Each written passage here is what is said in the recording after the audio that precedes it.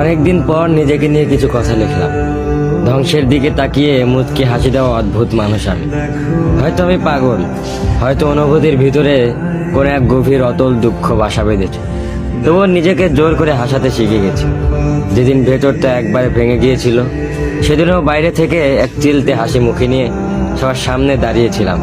কষ্টগুলোকে আমি বন্ধু বানিয়েছি, একাকিত্বকে আপন করে নিয়েছি। মানুষ ভাবে আমি হয়তো সুখী, শক্ত, নির্লিপ্ত, কিন্তু তারা জানে না প্রতি রাত আমার এক একটা লড়াই। নিজেকে নিজেই বুঝিয়ে রাখি তুই ভালো আছিস, অথচ আমি জানি আমি ভালো নেই।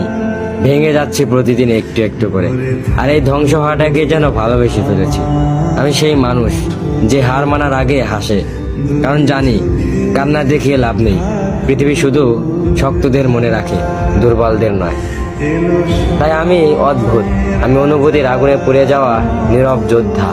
আমার জীবন কোনো সুখের গল্প নয়, এটা নিঃশব্দ বিপ্লব, যেখানে হাসির আড়ালে লুকানো থাকে হাজারো না বলা কথা, ভাঙা স্বপ্ন, হারিয়ে যাওয়া আমি।